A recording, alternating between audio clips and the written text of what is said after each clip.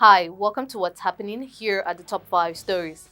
At number 1, the World Bank has said Nigeria needs to fix its public finances to promote inclusive and sustainable development. It explained that a large share of Nigeria's resources have financed inefficient and regressive subsidies, which benefits primarily wealthy households in the country. This is contained in the World Bank Nigeria Public Finance Review report released on Monday. The statement said that these subsidies also distort incentives, discourage investment, and crowd out spending on pro-poor programs, thereby hindering progress in Nigeria's social development. He added that Nigeria had one of the lowest public expenditure and revenue levels in the world, undermining the government's ability to improve service delivery. Meanwhile, prior to the statement by the World Bank, many well-meaning Nigerians, including the African Democratic Congress presidential candidate, Tobebi Kachiku, have raised alarms over the same issue.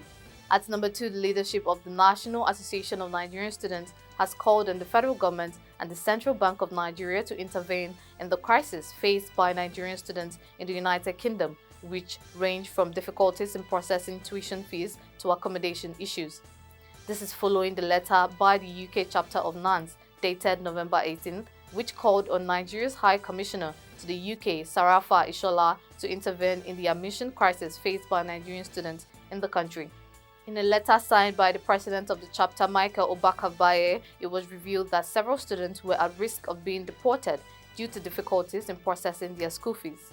At number 3, the Economic and Financial Crimes Commission has rearranged a former governor of Kaduna State, Mukhtar Ramalan Yero, at Federal High Court sitting in the state capital on 8-count amended charges bordering on money laundering and criminal conspiracy. Other defendants include a former Minister of Power, Nuhu Wuya, a former secretary to the Kaduna State government, Ishaq Hamza, and a former chairman of the People's Democratic Party in Kaduna State, Abubakar Gaya Haruna, for their alleged involvement in the receipt and disbursement of 700 million naira paid to them by a former Minister of Petroleum Resources, Dezani Alison Madueke, to influence the outcome of the 2015 presidential election. When the charges were read to the defendants, they all pleaded not guilty. The presiding judge then granted bail to the defendants on the same terms earlier offered to them by the court and adjourned till 16th, 17th, and 18th January 2023 for trial.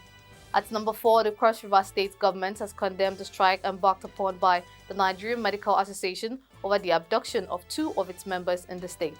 It described the strike as unfortunate, regrettable, and ill-advised.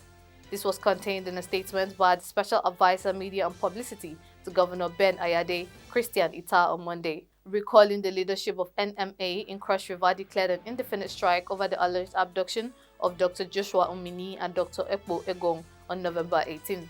Ita said that the response of the government since the unfortunate abduction of some persons, including 2 medical doctors, had been strong, robust, and total.